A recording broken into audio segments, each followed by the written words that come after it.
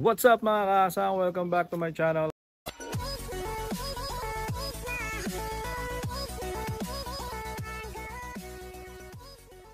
For today's video, nandito na naman tayo sa farm.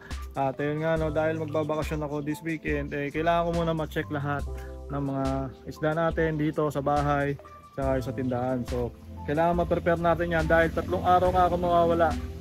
Actually ito naman may nag-aalaga nga pala dito.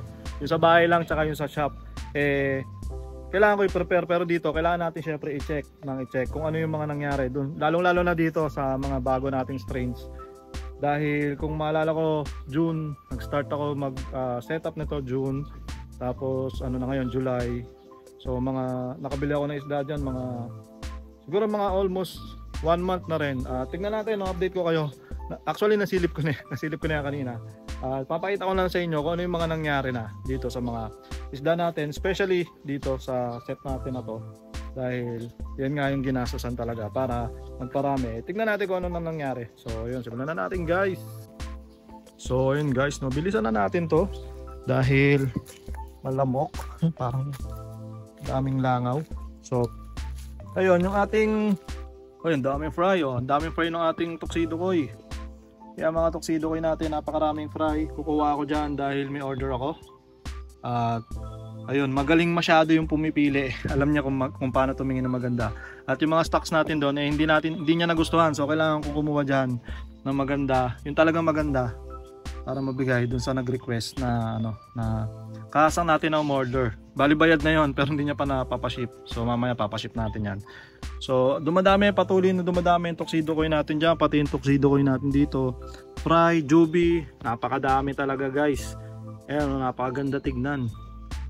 Kaya mura ko lang din binibenta yan guys, no? Sa mga nagtatanong bakit ang mura ko magbenta, nilalagay ko yan dyan. Nilalagyan ko ng PO1 kada umaga. Hindi pala ako si Papa. Nilalagyan ko ng PO1 kada umaga. Tapos pag bumaba yung tubig, nadagdagan namin. Pag pag umuulan, as is na yan dyan. Tapos kuha na lang ako nakuha. Kaya mura yan guys, dahil super low maintenance at wala akong masyadong ginagalaw dyan. Pati pagkain yan, napakamura. So yun nga pala, naglalagay pala ako ng tubig dun. Baka mapuno na.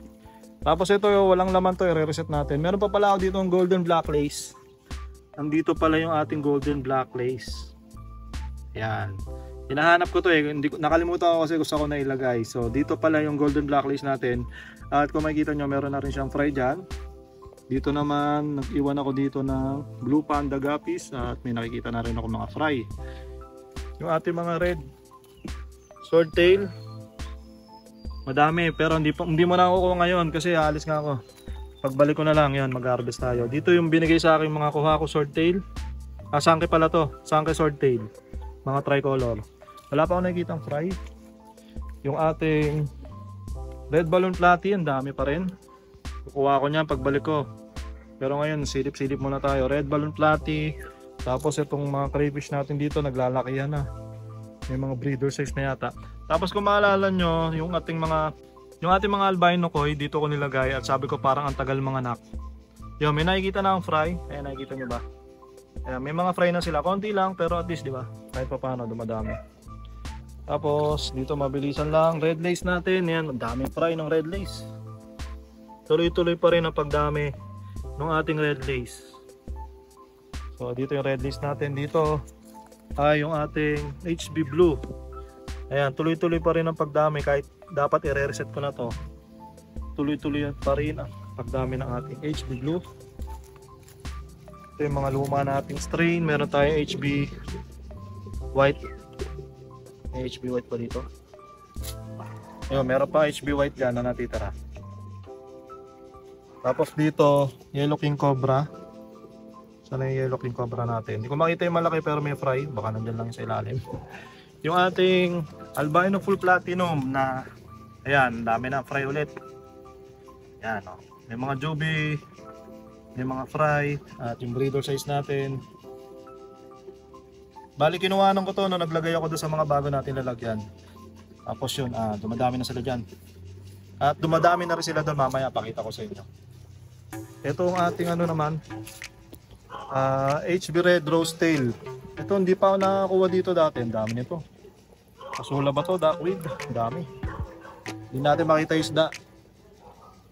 So, meron tayo dito ang red HB Red Rose Tail, parang ang liliit. Liliit pa. Yan, di ko pa kinukuhanan to. Susunod, kuhanan natin yan, pilihan natin. Tapos yung ating mga, dito meron ditong Tuxedo Koi. Tuxedo Koi pa rin yan. Nilagyan ko lang to pero ayan, dumami pa rin. Dami oh. Nilagyan ko lang to kasi wala tong laman. Dumami na dyan. Tapos yung ating EBM na to, EBM. Dito naglagay ako ng RDSS. At yun, may nakita akong konting fry, konti lang. Para ilang peraso lang yung nakita ko. Yan natin, dumami yan dyan. Ito, EBM. Blue Panda, yung mga breeders natin ng Blue Panda. Yan, may mga fry ulit. Dami kong fry ngayon ha. Anong meron? EBM. EBM. So meron ditong EBM din. Tsaka nandito yung pinaka breeder natin ng ano, ng crayfish. Yung medyo maano lang yung kulay ng ating tubig. EBM. Yung mga EBM dito nabibenta ko rin yan. Kala nyo fry chops lang yan. Di. Maganda rin ang quality niyan. Malalaki nga yun dito eh. Tapos dito naglagay tayo ng batag dito. RDSS yan. Lumaki na yung female na nilagay ko. Ayan, mas malaki na din siya sa male. Wala pa rin ako nakikita ang fry pero sooner makikita natin yan. Meron na yung fry. Dito naman, dito may crayfish dito na ano, na buried na. Hinintay na lang ni Papa na maniklog. So ayun yung mga luma nating set. Yung mga isda. Dito tayo sa bago. So yung mga kasang, dito naman tayo sa mga bago. At yun, nagdala ako ng isang sakong lava rock. Lalagay natin dito. Tapos yun, nakalimutan ko lang magdala. Dapat maglalagay ako ng ano dito, ng ano tawag doon? Breeding cage. Pero nakalimutan ko yung net. Hindi pa ako nakabili. At yung mga dati kong breeding cage, nakalimutan ko, dadalhin ko sana. Meron ako isang breeding cage dito. Ngayon ko lang nilagay yan kanina. Dahil sabi ko, kailangan importanteng malagyan yun. Yung isang strain na yun. At kung anong strain yun, papakita ko sa inyo mamaya. Tapos dito yung ating AFR, albino full red. Yan, ang mga pinapalaki natin, may mga breeder size, may mga fry na albino full red.